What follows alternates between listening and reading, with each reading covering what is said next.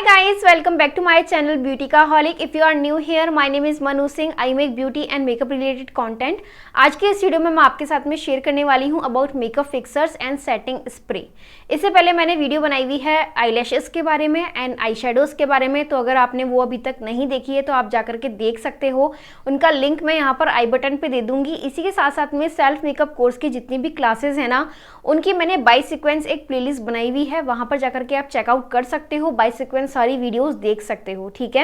And I hope ये self makeup course आपके लिए काफी ज्यादा हेल्पफुल रहा है। इसी के साथ साथ में अगर आपको इस कोर्स के बीच में कोई भी क्वेश्चन आता है, कोई भी डाउट आता है ना, तो आप मुझसे कमेंट सेक्शन में पूछ सकते हो, मैं उसका जवाब जरूर दूंगी। और अगर आपका क्वेश्चन बहुत ज्यादा वैलिड लगता है देन डेफिनेटली मैं उसके अकॉर्डिंग एक वीडियो भी बनाऊंगी, तो अपने क्वेश्चंस आप पूछ सकते हो, मैं जरूर उसका रिप्लाई करूंगी। ओके, सो बेसिकली आज की वीडियो में अपन यहाँ पे डिस्कस करने वाले हैं अबाउट मेकअप फिक्सर्स और सेटिंग स्प्रे। मार्केट में बहुत सारे मेकअप फिक्सर्स अवेलेबल है, सेटिंग स्प्रे अवेलेबल हैं। सो बेसिकली मेकअप फिक्सर्स और सेटिंग स्प्रे यूज करना क्यों जरूरी होता है, तो अगर मेकअप करने के बाद में आपके स्वेटिंग होती है, या फिर आपका मेकअप बेस ब्लैक पड़ जाता है, या फिर आपका मेकअप बहुत ज्यादा लंबे टाइम तक स्टे नहीं कर पाता है, या फिर मेल्ट आउट होने लग जाता है, या फिर वीकेंड से फेड आउट हो जाता है, देन आपको सेटिंग स्प्रे यूज करने की जरूरत होती है।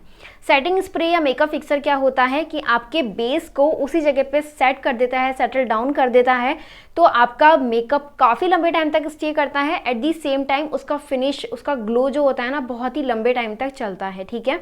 सो मेन पर्पस क्या है उसका, मेकअप को सेट करना।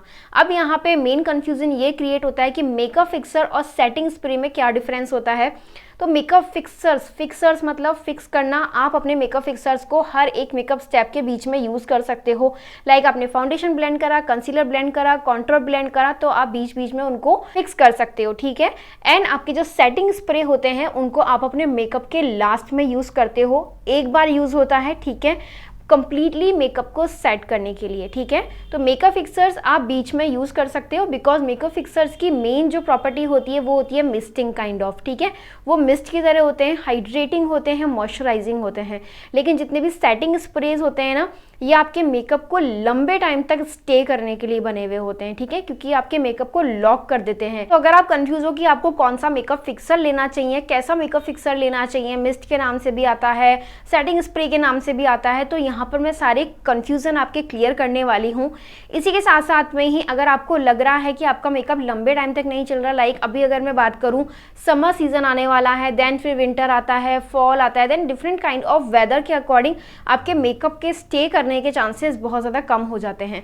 बिकॉज मेकअप करने के 4 to 5 आवर आपको ऐसा लगता है कि आपके चिन एरिया से या फिर अंडर आई एरिया से या फिर नोज एरिया से आपका मेकअप लाइक हटने लग गया है या फिर फेड आउट होने लग जाता है, क्योंकि आप अपने मेकअप को बहुत ही अच्छे तरीके से सेट नहीं करते हो। एंड इसी के साथ साथ में आपका मेकअप बहुत ज़्यादा ग्लोई लगे, हाइड्रेटिंग लगे, फ्रेश लगे लंबे टाइम तक, तब आपको अपना मेकअप फिक्सर यूज़ करना होता है, ठीक है।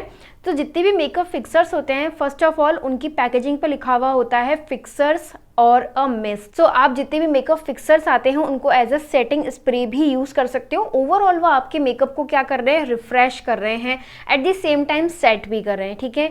लेकिन जो सेटिंग स्प्रे होता है वो आपके हर स्टेप के बीच में आप यूज नहीं कर सकते हो, ठीक है।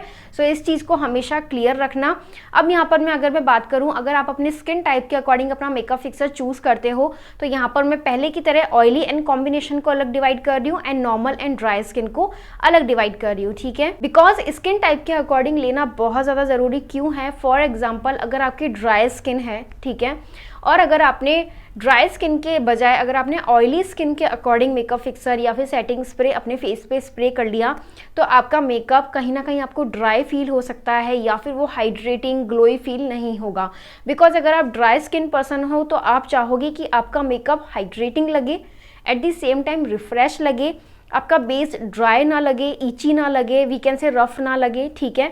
और अगर आप ऑयली स्किन पर्सन हो तो आपका मेन पर्पस होगा कि मेरे मेकअप करने के बाद में ऑयल प्रोडक्शन ना हो, स्वेट ना आए, एट दी सेम टाइम वो फेड आउट ना हो ऑयल प्रोडक्शन की वजह से, तो वो ऑयल प्रोडक्शन को भी रिड्यूस करे, at the same time makeup को भी अच्छे से सेट करे, ठीक है।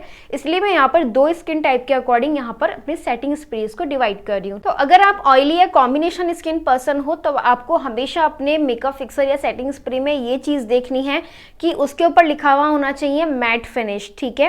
मैट फिनिश या फिर डेमी मैट। एंड अगर आप ड्राई और नॉर्मल स्किन पर्सन हो तो आपके मेकअप फिक्सर के ऊपर लिखा हुआ होना चाहिए कि वो हाइड्रेटिंग स्प्रे है, ठीक है, उस पर हाइड्रेटिंग वर्ड एटलीस्ट मेंशन होना चाहिए, या फिर आप इल्यूमिनेटिंग की तरफ जा सकते हो या फिर आप डूई मेकअप फिक्सर की तरफ जा सकते हो, ठीक है। सो यहाँ पर अगर मैं बताऊं, अगर आप ये अल्टीमेट प्रो मेकअप फिक्सर देखते हो फ्रॉम फेसेस कनाडा, इसके ऊपर यहाँ पे मेंशन है it hydrates and refresh and it's a non sticky. तो this is a very good for normal to dry skin, but oily skin can person use this. Second, अगर मैं यहाँ पर मिस्ट की बात करूँ तो फॉरएवर 52 का ये mist and a fix O2 करके है, तो इसको मैं एज अ फेस मिस्ट भी यूज कर सकती हूँ, एज अ मेकअप फिक्सर भी यूज कर सकती हूँ। मैं इससे मेकअप फिक्स भी कर सकती हूँ एंड सेट भी कर सकती हूँ, मतलब ये आपके हर एक स्टेप के बीच में भी यूज हो सकता है एंड मेकअप के एंड में भी यूज हो सकता है। तो नेक्स्ट, अगर मैं यहाँ पे ऑयली एंड कॉम्बिनेशन स्किन के अकॉर्डिंग यहाँ पे सजेस्ट करूंगी तो ये है निक्स का matte finished setting spray. This is one of my favourite setting spray and ये आपके मेकअप को काफी लंबे टाइम तक स्टे रखता है, at the same time perfect matte finish देता है, ठीक है। सो अगर आप ऑयली स्किन पर्सन हो, अगर आप कॉम्बिनेशन स्किन पर्सन हो, then definitely you can go with this matte makeup fixer.